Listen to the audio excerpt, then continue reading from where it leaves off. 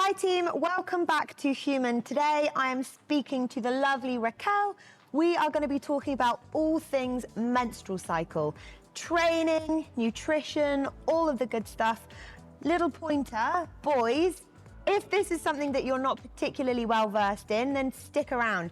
This may be talking about menstrual cycles, but it is 100% relevant to you, especially if you have a partner, understanding the women in your life. And if you're a trainer and you're a guy and you want to understand a little bit more about how our menstrual cycle works, then stay tuned and we're going to talk about all of the information.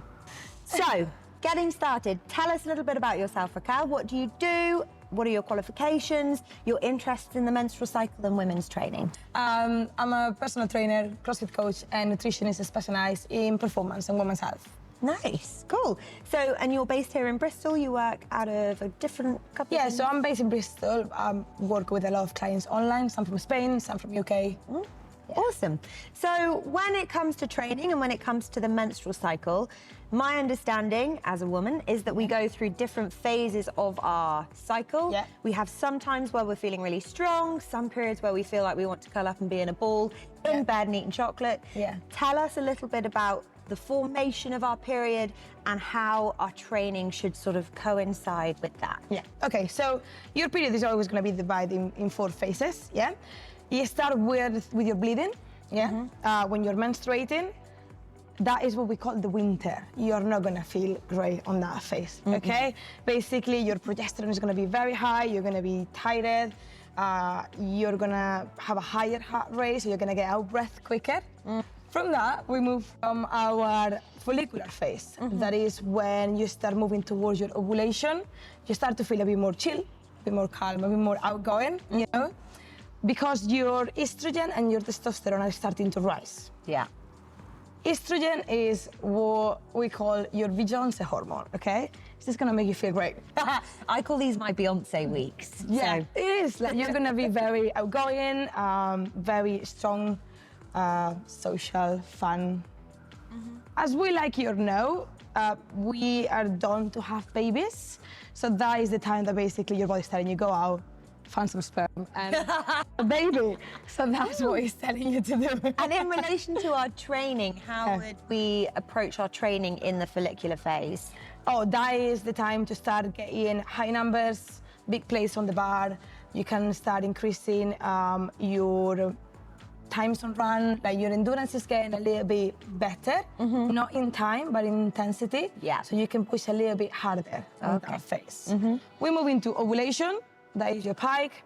Some women experience some cramps on that on that period. Me too. Great. So you feel great, but is that disadvantages? You might feel some discomfort on your pelvic floor. You are the strongest. Your testosterone is on the pike there, so it's PB time.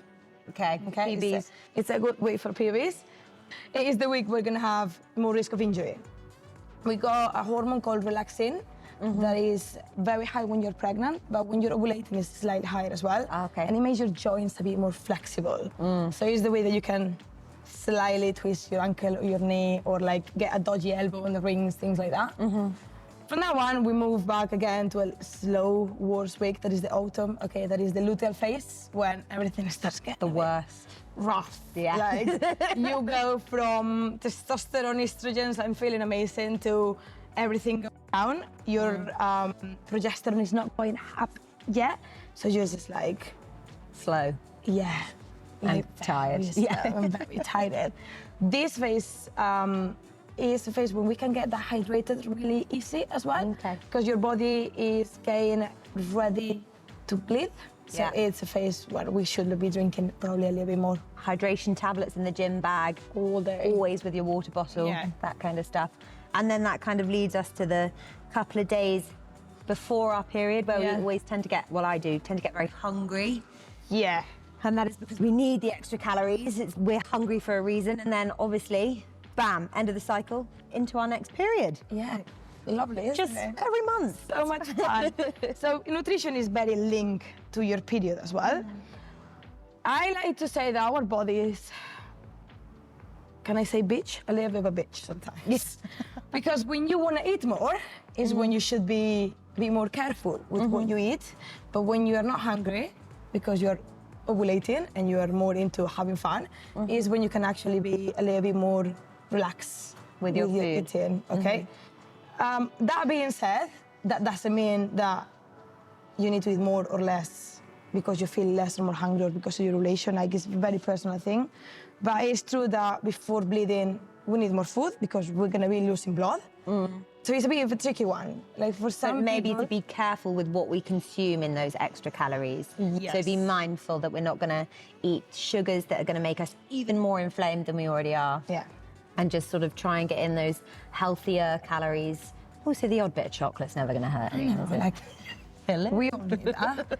But it's true that because we are bleeding and menstruating, we feel bloated, we feel already like a bit like uncomfortable those weeks. So eating healthy, drinking more is always going to help with inflammation, like avoiding fast sugars, fast carbs, pre-cooked meals, those kind of things that your body already not going to like, but on those weeks it's gonna like less. At the same time, you need more quality food, but it's the weeks that your body is a bit slower, okay? Yeah. You're not on your ovulation anymore, you're more like in hibernation mode, your heart rate goes down, everything is a bit slower. So it's the week that you tend to retain a little bit more as well of liquids, carbs, as much as we like it now. So Yeah. I would say quality over quantity on that week. It helps a lot if you know you're gonna have some cravings, Yeah. have something ready because you know you're gonna destroy the kitchen. I don't know if you have that feeling that you arrive home and you just open up the counters. Everything, yeah. Now we'll eat anything. So if you have something ready, like some, I don't know, like a protein brownie, like your favorite snacks, but the healthy ones, just there ready for you. Yeah. It's just easier because you can eat them and then you feel like calm and you can think about what to have for dinner instead of ordering a Domino's. Yeah, absolutely. And that's in our luteal phase. So Yes. the period, once we've ovulated, leading up to our period, just being mindful of how Yeah. we consume extra. On that part of the period, there's no inflammation. Again, you feel great, ready to go. Your heart rate is slightly higher, your temperature is a bit higher, your body's a little bit quicker up to the retention, like, I got a big mess. So you tend to retain a bit more because you're getting ready to have a baby. Yeah. But at the same time, because your heart rate is a bit higher and your body temperature is a bit higher, you can get a little bit more of carbs on you because you're gonna be moving. Okay. Awesome. So when it comes to following our period, obviously, Yep. I personally use something called natural cycles. So I am very aware of where I am in my period. But some people take the pill, they add hormones into their body, so it becomes less clear as to where they are in their cycle. How should they be mindful of their training when it comes to that? I have that app as well, and I think it's brilliant because when you know where you are, you know how to approach the week. Yeah. If you train is something that you really need, you cannot jump into your PB week when you're about to start bleeding. Yeah. And then you're gonna get to the gym, you're gonna start crying because the body's not moving, everything is heavy, and you don't understand why.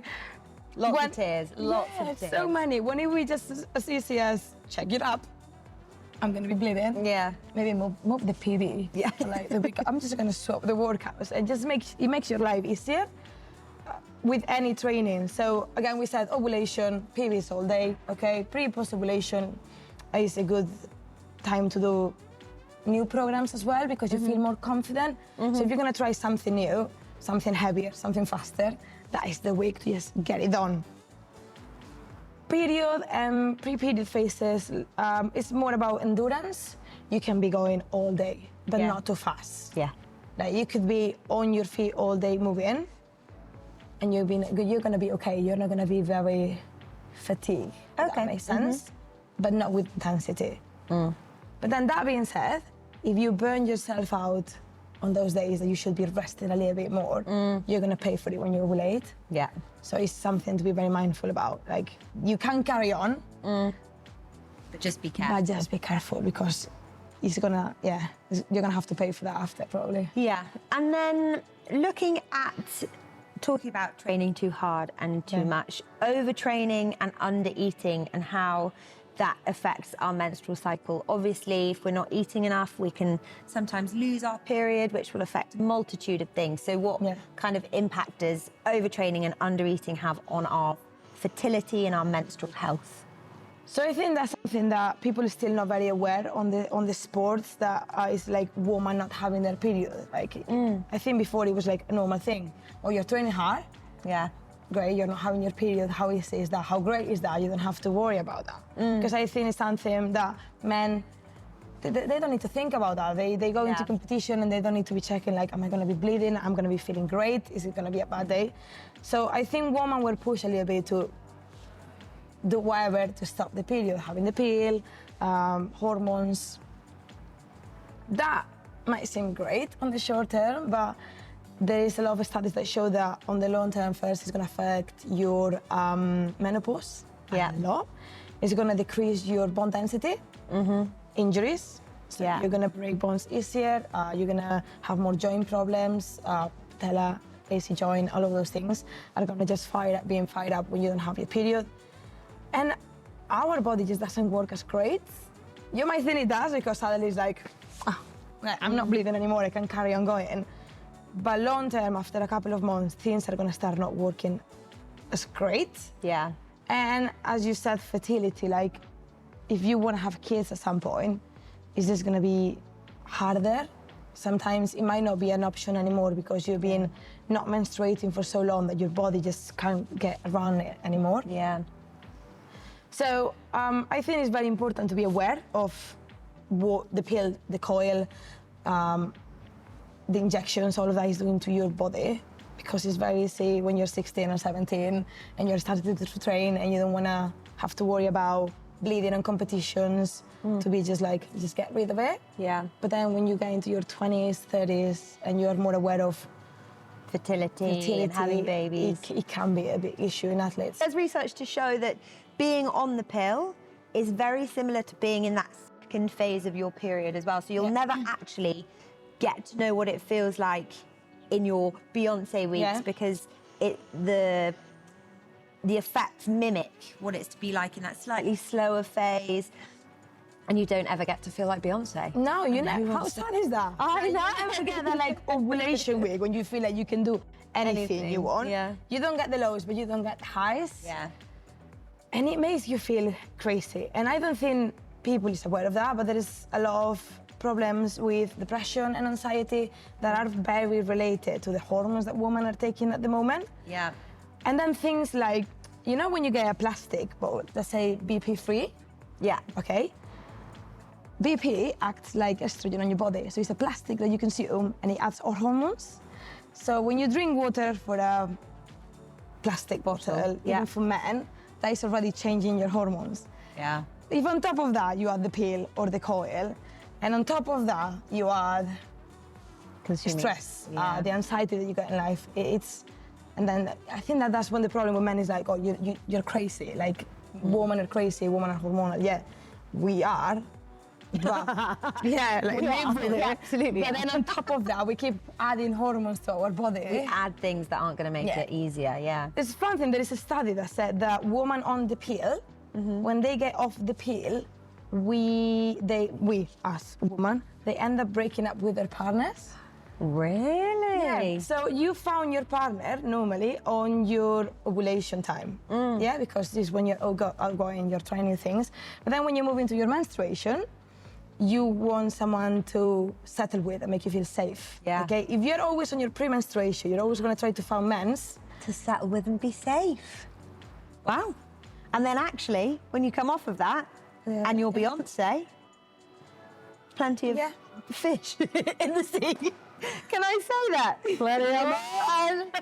I'm joking. And sometimes it's like the other way around. You find someone that you have fun with because he stops you on the post-ovulation, pre-ovulation. But then when you want to settle, it happens in a lot of women that have fertility problems, that need IVF. They stop the pill, they try to get a kid, and then suddenly it's like, I don't like it. And I don't like it. Like, what we're doing now. Wow, so something to be really mindful of. Yeah. Goodness. Can see all of the women in the pill now looking at it. Stopping out, see if he's okay. So we've covered lots to do with the cycle and to do with training. Little prerequisite, you should never be ashamed of your cycle. A period is something that happens to the majority of women. It's something that we deal with month in, month out. So go easy on yourself. Be kinder to yourself. If you take the time to learn about your menstrual cycle, then you'll be able to learn your habits surrounding it and maybe being a little bit nicer to yourself, especially in a setting like the gym. If you're not training as intensely as you previously have done, you're not lifting the weights that you are, just know that it's probably something to do with your hormones, how you're feeling, and what your body is capable in that time. So another really interesting point is to the trainers out there. It's always really important to be aware of where your client is in their cycle if they are happy to talk about it. Being aware of where they are in their cycle can help you aid their programming so you can program accordingly to their cycle. It'll make them feel better, it'll make them understood, and it's just all around a great idea to be open with your clients and understand what they're going through. So thank you so much, Raquel, for coming in and chatting with us.